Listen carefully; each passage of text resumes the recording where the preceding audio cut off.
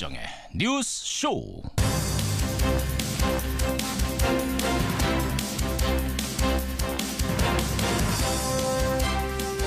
애청자 여러분 안녕하십니까? 어제 이 시간에는 북한의 미사일 발사 소식을 전해드렸는데 오늘 이 시간에는 그 미사일 때문에 유엔 안보리가 열리고 있다는 소식으로 문을 엽니다. 우리 시각으로 아침 6시경에 시작이 됐습니다. 북한을 규탄하는 의장 성명 또는 언론 성명 정도가 나올 것으로 예상이 됩니다. 하지만 문제는 북한을 제어할 뾰족한 수단은 없다 보니 규탄 성명을 또 낸들 무슨 소용인가? 답답한 이야기가 나오는 게 현실입니다. 간판만 바꾼들 무슨 소용인가? 그동안 중정에서 안기부, 안기부에서 국정원으로 간판을 바꿀 때마다 나온 지적. 그런데 국정원이 또 이름을 바꾼다지요. 대외안보정보원. 대외안보정보원으로 간판을 바꾸고 강도 높은 자체 개혁을 하겠다. 어제 개혁안을 발표했습니다. 부디 간판만 바꾼들 무슨 소용이냐라는 소리가 이번에는 나오지 않도록 단단한 근본 개혁을 기대해봅니다. 목요일 아침 김현정의 뉴스쇼 출발합니다.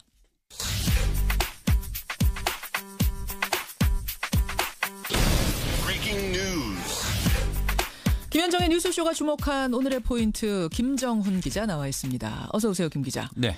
첫 번째 포인트 뭐부터 볼까요? 네, 대북 제재 가용수단의 총동원입니다. 오늘 아침 신문들 쭉 보니까요. 대부분의 일면 제목이 핵무력 완성 선언, 백악관도 사정권에 넣었다. 뭐 이런 것들이더라고요. 네. 추가 대북 제재에 대한 논의가 본격화되고 있는 거죠? 네, 압박 또 제재를 더 강화하겠다는 건데 그런 쪽으로 국제사회 의견이 모아지고 있습니다. 예. 어제 문재인 대통령은요. 대륙간 탄도미사일이 완성된다면 상황이 걷잡을 수 없이 악화될 수 있다. 미국이 선제 타격을 염두에 두는 상황을 막아야 한다. 이렇게 언급했거든요. 예. 넘지 말아야 할 선인 레드라인을 강조한 말이지만 실제로 심각한 국면이 다가올 수 있음을 시사한 것이죠. 어제 우리가 다루겠다 이렇게 말을 했던 트럼프 대통령의 반응이 특히 주목되는데. 우리가 해결할 일 뭐 이렇게 얘기했다면서요. 네. 우선 중국 시진핑 주석과의 통화에서는 중국이 가용수단을 모두 동원해야 한다 이렇게 요구를 했습니다. 예. 미국은 독자적 대북 제재 수위도 더욱 높일 예정인데요. 금융기관에 대한 추가 제재가 곧 이루어질 것으로 보입니다. 예, 유엔 안보리 회의는 지금 한창 열리고 있는 거죠. 네, 조금 전 회의가 시작됐고요.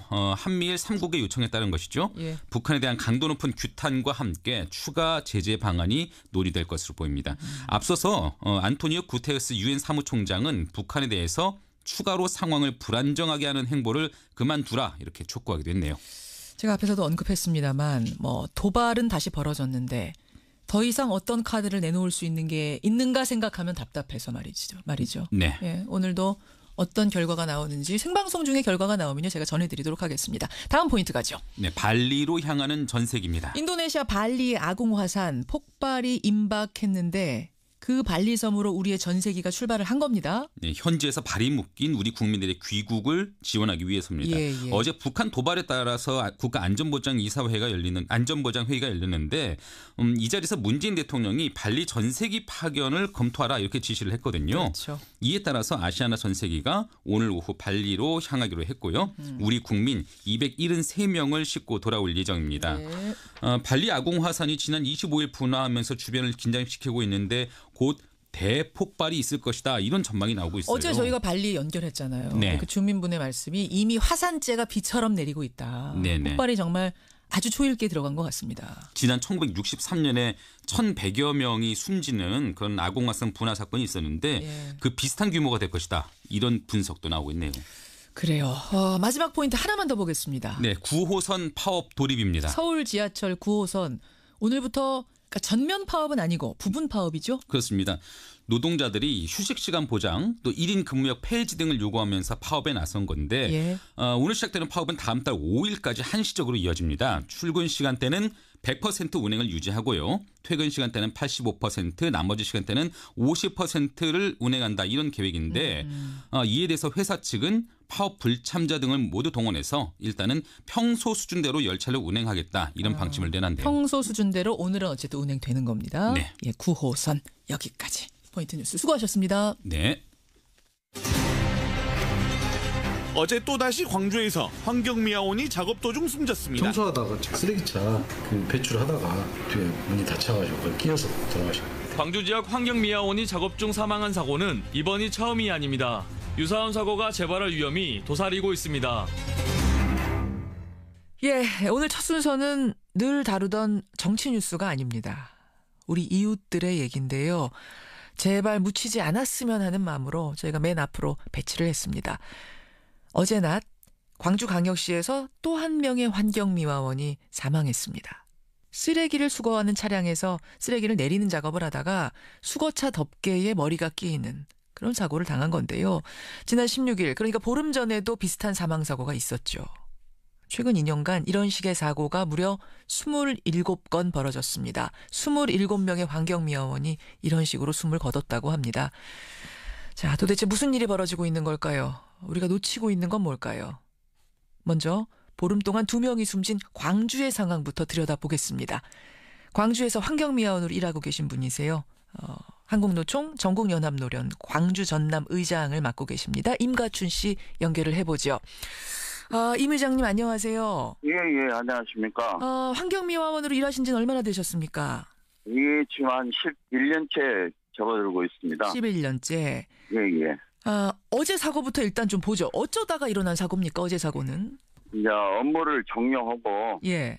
이제 저희들이 이제 수거차가 하차를 하던 중에. 그러니까 집집마다 쓰레기를 수거해서 매립장에 하차를 하던 중에. 차가 있지 않습니까? 예. 보통 보면 덤프트럭 이렇게 뒤에 덤프가 이렇게 올라가지 않습니까? 덤프트럭에 뒤에 덮개가 닫혀있는 이런 구조죠. 예, 그런 구조로 돼 있다 보니까. 예.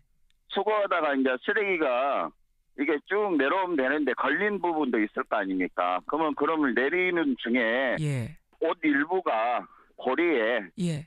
걸렸는가 봐요. 이게 이제 그걸 모르고 예. 하다가 이제 거기에 이제 끼어가지고 이제 안타까운 좀 사고가 난 것 같습니다. 운전하시는 분은 그게 안 보인 거예요, 그분이. 그러죠. 예. 그러니까 수거차 덮개를 일 끝났구나 하고 덮으신 거예요. 예. 그러면서 수거차에 머리를 부딪히신 거예요. 예. 자, 그게 이제 어제 사고였습니다. 그러면은 예. 13일 전에 일어난 그 사고도 이제 광주 지역에서 난 사망사고인데. 예. 그때도 쓰레기차 뒤쪽에서 사고가 난 거잖아요. 그때는 어떤 거였나요? 이 구간을 가다 보면 옆에 이제 주정차 차들이 많을 거 아닙니까? 그렇죠. 근데 이제 반대쪽에서 차가 진입을 갖다 했는가 봐요. 관공서 차다 보니까. 예. 그걸 가다 보면 민원이 발생하니까 이제 뒤로 이제 빠꾸를 갖다가 하게 됐는가 봐요. 이제 빠꾸하는 과정에 이제 뒷분이 그걸 갖다 못 보셨는가 봐. 뒤에서 내려가지고 쓰레기 수거 작업을 하던 분을 예. 운전자가 못 보고 차로 치인 거군요. 예. 하... 그러니까 저희들이 그 정도 일을 갖다 마감할 때쯤 되면 예. 모든 체력이 바닥이 나요. 몇 시간이나 작업하시는데요, 아침에? 보통 아침 5시에 나와서 예. 거기 매립장 가다 보면은 한 오후 3시쯤 되니까 몸 상태는 이제 온몸이 이제 땀으로 젖어 있고 이제 정신이 집중이 안 되죠. 집중이 안 될 때 예. 피곤해 그 당시 피곤에 젖어 있는 예. 그런 상태. 예. 자, 그러면은 도대체 얼마나 일이 많길래 인력은 얼마나 부족하길래 그런 실수가 이렇게 자주 발생할 정도로 지금 상황이 안 좋은 건지 그 얘기를 좀 해주시면 좋겠어요. 도대체 몇 분이 일하십니까? 저희가 3인 1조로 이런 데가 있고요. 예. 그다음에 2인 1조로 지금 이런 데가 있습니다. 왜 그 차이는 왜 그런 거죠?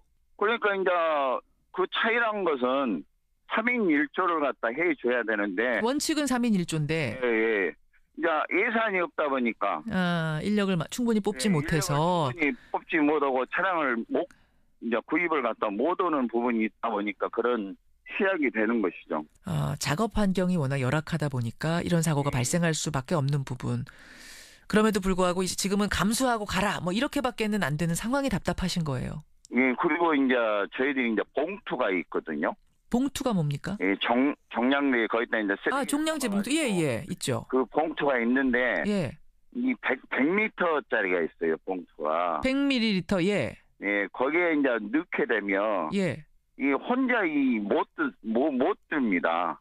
아. 이게 이제 잘못하다가 허리가 삐그대요. 그럴 수 있겠네. 하긴 커다란 그 종량제 봉투로에다가 무거운 걸 꽉꽉 채운다고 여러분 생각해 보세요. 그러면 혼자 그걸 차에 싣고 내리는 게 보통 일은 아니겠어요. 예.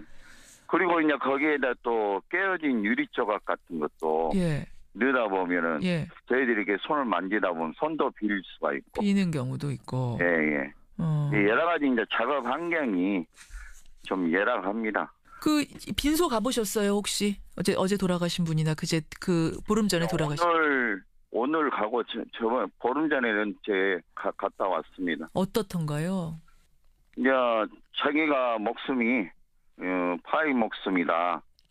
이제 이런 상황이 있어서 과연 내가 그 자리에 내가 있었을 경우에 이건 개죽음 아니냐. 아이고 그런 얘기들. 이제 개죽음이다. 이제 이걸 이런 말씀도 하신 분들도 계시고, 서로 이제 조심하자라는 말도 또 하고 분들도 계시고. 그래요. 예. 우리 사회에서 굳은 일을 담당해 주시는 분들인데 이렇게 어이없는 죽음, 그것도 이렇게 묻혀져 가는 건 안 되겠습니다. 예방하려면 얼마든지 할 수 있는 상황인데 우리가 손 놓고 있는 건 아닌가 이런 생각이 들어서 안타깝습니다. 오늘 힘내시고요. 많이 좀 그 가족들, 유가족들 위로해 주시길 부탁드립니다. 예, 감사합니다. 고맙습니다. 수고하십시오. 광주 지역에서 11년째 환경미화원으로 일하고 계시는 분이세요. 전국 연합노련 광주 전남 지역의 의장도 맡고 계십니다. 임가춘 씨를 먼저 연결해봤습니다. 그 환경미화원들의 노동 문제를 꾸준히 제기해온 분이 계셔서요. 이분도 좀 연결하고 가보겠습니다. 광주 근로자건강센터 문길주 사무국장 연결을 해보죠. 문 사무국장님 나와 계세요. 예, 안녕하십니까. 예, 앞선 이 두 건의 사고 언뜻 보면은 운전자의 운전미숙 거기다가 작업자들의 부주의 뭐 이런 게 섞인 게 아닌가 하고 넘기기 쉬운데 어떻게 보고 계세요? 이 사고는 근본적으로 보면 환경미화원 차량이 굉장히 좀 위험합니다. 이번에 일어난 사고도 이물질이 있었는데 이물질을 제거하는 과정에 사고가 일어났는데 이게 뭐 동료들 간에 사인도 안 맞고 그러한 부분에 대한 교육도 철저하게 안 됐고 그런 차량에 대한 위험성 이런 거에 대해서도 노동자들한테 주지가 돼야 됐었는데 아마 이런 것들이 복합적으로 안 돼서 사고가 일어난 것 같습니다. 그러니까 오로지 그 개인, 그 운전자, 그 작업자의 부주의, 개인 탓 이렇게만 몰기에는 지금 여러 가지 여건들이 안 좋다는 말씀을 하신 거예요. 네, 맞습니다. 저는 그렇게 생각합니다. 그렇다면 지금 청취자들 질문도 들어옵니다만 이거 문제가 있다. 이거 좀 개선해달라. 뭐 이런 요구를 문제 제기를 하면 안 되느냐. 크게 환경미화원이 가로환경미화원 생활쓰레기 환경미화원이 있습니다. 가로환경미화원이라면 이제 거리 청소하시는 분들. 예. 생활쓰레기 환경미화원은 쓰레기 수거하시는 분들. 예. 이런 분들이 대부분 이렇게 크게 나눠져 있는데 대부분 가로환경미화원은 구청에서 무기계약직이고 생활쓰레기 환경미화원은 이탁 형태로 돼 있고 이번에 강주에 일어난 두 건 다 사망사고는 이탁업체에서 일어난 사망사고입니다. 그러니까 거리 쓰시는 분들, 거리 청소하시는 분들은 그래도 구청 소속으로 무기계약직이니까 뭐 안정적인 고용이 그래도 보장이 되는 거라면 생활 쓰레기 담당하시는 분들은 위탁업체, 용역업체 통해서 고용되는 형태. 네, 맞습니다. 그렇군요. 그러니까 물론 뭐 노조도 결성돼 있고 이렇긴 한다고 합니다만은 강력하게 문제 제기하기는 조금 어려운 구조일 수 있겠네요. 노조가 있는 경우도 있지만 없는 경우가 더 많을 것 같네요. 그래요. 대부분 환경미화원들은 50인 미만, 100인 미만 이런 형태로 구성되어 있기 때문에 우리들이 아는 산업안전보건법의 안전관리자, 보건관리자를 선임할 의무가 없습니다. 법에. 그렇군요. 광주시가 이틀 전에요. 환경미화원 근로환경 개선 대책을 마련하겠다 이렇게 발표를 했습니다. 합동 간담회도 가졌고 나온 내용들을 좀 보니까 작업시간 후에는 편하게 쉬고 식사할 수 있도록 휴식 공간을 확보하겠다. 체육 행사 같은 걸 지원하겠다. 또 매립장, 음식물 자원화 시설을 탄력적으로 운영하겠다. 그리고 대용량 종량제 봉투 100리터짜리 이런 것들은 좀 사용을 자제시키겠다. 왜냐하면 일하실 때 힘드시니까. 안전발판 설치하겠다. 이런 내용들을 발표했는데 어떻게 좀 효과가 있겠습니까? 도움이 되겠습니까? 환경미화원들이 봤었을 때 분명하게 도움은 될 거라고 판단이 됩니다. 이게 제일 중요한 거는 작업발판입니다. 안전발판 이제 맞게 설치해주겠다 이렇게 얘기했거든요. 현행 어쨌든 작업발판을 설치를 하는 것이 불법인데. 그래요? 예. 이게 어떻게 안전발판 설치가 불법입니까? 사람이 탑승을 할 수가 없습니다. 그 뒤에 운전석 옆에는 탑승이 가능하지만. 그럼 지금 서가지고 이렇게 서서 손잡이 잡고 가시는 거 다 불법이에요? 예, 맞습니다. 근데 그것을 경찰이나 구청에서 단속을 못 오고 있는 이런 상황이. 현실적으로 그렇게 서서 붙잡고 가다가 쓰레기 넣는 식으로 하지 않으면 시간 안에 다 마칠 수 없다는 걸 현실적으로 알기 때문에 눈 감아주는 것뿐이지 원래는 불법이군요. 네, 맞습니다. 그렇군요. 그러면 지금 안전발판 설치라는 대안을 내긴 했지만 이게 법의 테두리 안에서 할 수 있는 대안이 아니란 얘기네요. 네, 맞습니다. 그래서 저희들은 정부가 어쨌든 환경미화원이 이렇게 힘들어오고 있는데 환경미화원 차량을 외국처럼 선진국처럼 예. 좀 현실에 맞게. 이게 우리나라 환경미화원 차량은 거의 5톤 차량입니다. 그러니까 골목길이나 이런 데는 들어가지 못합니다. 그러니까 환경미화원들이 손수레로 끌어서 높은 데까지 리아커 이런 거 있다가 싣고 손수레에다가 내려온 이런 과정이 반복되고 있습니다. 그래서 우리 현실에 맞는 환경미화원 청소 차량이 개발이 되고 좀 편안하게 일을 할 수 있는 이런 구조를 해야 되는데 쓰레기 봉낭태를 좀 줄인다. 이렇게 지금 대책이 만들어지고 있어서 좀 더 큰 근로조건이나 안전사고 예방에 대한 머리가 이렇게 좀 저희들이 서로 함께 나눠야 될 것 같습니다. 지금은 아주 이제 당장 할 수 있는 것들, 근시안적인 대책만 나왔다면 장기적인 대책, 보다 근본적인 대책은 따로 또 마련돼야 될 거다. 이거 촉구하시는 거예요. 예, 맞습니다. 예. 이대로 그냥 간다면 이런 사고 또 일어날 수밖에 없겠네요. 말씀 들어보니.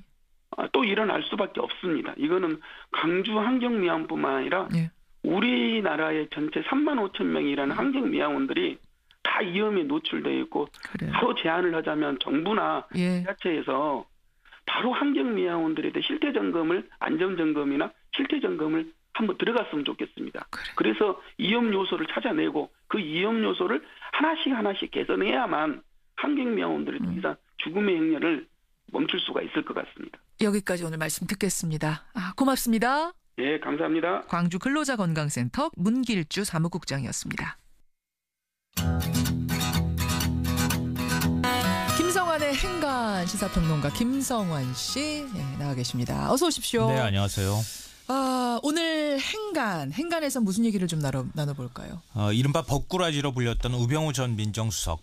어제 다시 검찰 소환 조사를 받았습니다. 그랬죠. 어제 오전 10시 무렵에 검찰 청사에 나왔는데요. 오늘 오전 2시가 넘은 시각까지 무려 16시간 동안 강도 높은 조사를 받고 귀가했습니다. 새벽 2시까지. 네. 그러니까 네 번째 검찰 소환 조사받은 우병우 전 수석. 이 뉴스의 행간을 좀 살펴볼까 합니다. 소환이 될 때마다 화제를 뿌리는데 처음에는 그 레이저 눈빛 레이저에다가 또 뭐 팔짱 끼고 조사받고 또 카메라가 그 조사받는 창을 찍기도 했고 갖가지 화제를 뿌리는데 어제는 숙명이라면 받아들이겠다라는 말을 해서 화제가 됐어요. 이 말의 의미가 뭘까? 이거 해석하는 사람들이 굉장히 많았고요. 이 숙명이라는 단어 때문에 오히려 더 많은 화제가 됐던 것 같습니다. 그러니까 정확하게는 어제 오전 9시 40분에 검찰 청사에 나타났는데요. 한 기자가 네 번째 소환인데 심경한 말씀 부탁드립니다. 이렇게 물었습니다. 혹시 또 레이저 눈빛 나오는 거 아니야? 이렇게 생각을 했는데 약간 좀 힘이 빠진 모습으로 시선을 잠시 땅으로 떨군 뒤에 고개를 들면서 이렇게 얘기했습니다. 지난 1년 사이에 포토라인에 네 번째 섰습니다. 이게 제 숙명이라면 받아들이고 헤쳐나가는 것도 제 몫이라고 생각합니다. 숙명이라면 받아들이고 해서 끝난 게 아니라 헤쳐나가는 것도 제 몫이라고 생각합니다. 네, 이렇게 그렇습니다. 얘기했어요. 자, 시간을 재보니까요. 이 말을 하는데 정확히 20초 걸렸고요. 글자를 세보니까 49글자였습니다. 뭘 또 그걸 세보셨어요. 시사평론가니까. 그렇죠. 인터넷에서는 뜬금없이 무슨 숙명 타령이냐. 업보다 뭐 이런 비판적인 댓글이 많았습니다. 그래요. 20초 49글자의 입장을 발표한 우병우 전 민정수석. 이 뉴스의 행간 이면 들어가 보죠. 첫 번째 행간은 박근혜 전 대통령의 8초 29글자 메시지보다 훨씬 더 실망스러웠다입니다. 기억납니다. 그때는 8초였어요. 네, 8초. 맞아요. 단 8초 입장을 발표했느냐 이런 비판이 있었는데요. 뭐였죠? 그때 멘트가? 지난 3월 21일이었었죠. 박 전 대통령이 서울중앙지검 포토라인에 처음 섰죠. 국민 여러분께 송구스럽게 생각합니다. 성실하게 조사에 임하겠습니다. 딱 이거였습니다. 맞아요. 이게 딱 29글자였었는데요.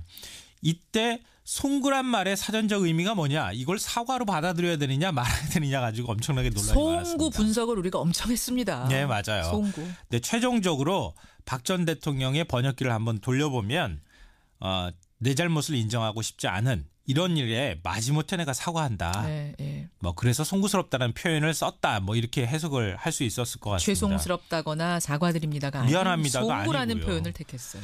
그러니까 우전수석은 뭐 송구란 표현조차 사용하지 않았고요. 숙명이란 말을 썼습니다.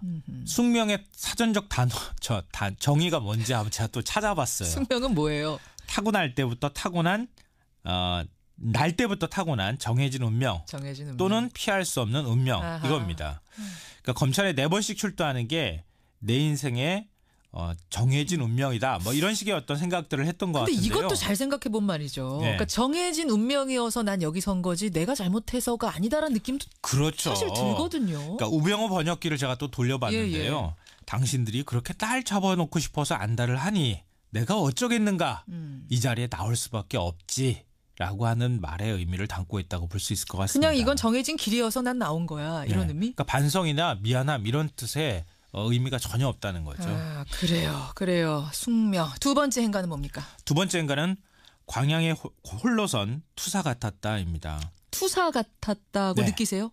뭐 레이저도 쏘지 않았고 뭐 한숨도 이번에 또 쉬었고요. 예. 숙명이라는 표현까지 사용했으니까 이젠 좀 달라졌나 이렇게 생각하시는 분들이 있을지 모르겠는데 그게 아닙니다. 숙명 다음에 이런 말을 붙였습니다. 앞서 제가 말씀드렸는데요. 헤쳐나가는 것도 제 몫이라고 생각합니다. 그렇죠. 이게 무슨 뜻일까요? 당신들이 날 포토라인에 세우는 거는 나의 숙명일 수 있지만 나는 꿋꿋이 헤쳐나가겠다. 싸워서 이기겠다. 이런 의지의 표현입니다. 투사. 여기서 투사 이미지. 네. 그러니까 우전수석이 검찰 조사를 마치고 나올 때 보도는 아마 거의 보신 분들이 없을 거예요. 오늘 새벽에 나왔으니까요. 어떤 말을 했느냐.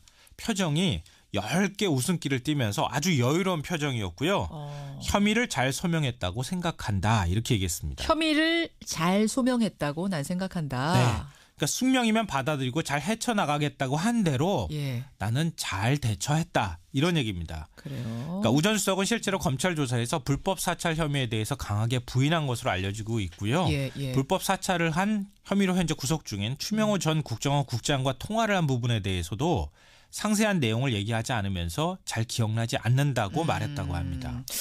그러면 이걸 뭐 녹음을 해놓은 게 있지 않은 한 뭔가 써놓지 않는 한 이게 과연 불법 사찰을 지시했다는 부분을 어떻게 입증할 수 있을까? 좀 지금 그래서 옅게 웃은 게 아닌가 이런 생각이 들어요. 우전수석한테 지시받은 사람, 같이 불법 사찰을 한 사람들이 다 우전수석과 나는 그걸 공모관계라고 얘기를 하고 있습니다. 그러니까 말은 진술은 있습니다만 뭐 그 외의 증거들은 지금 불충분한 상황이라 옅게 웃은 게 아닌가 뭐 이런 생각이 들긴 하는데 마지막 행간으로는 뭘 보셨어요? 마지막 세 번째 행간은 이번이 진짜 마지막일 수 있다입니다.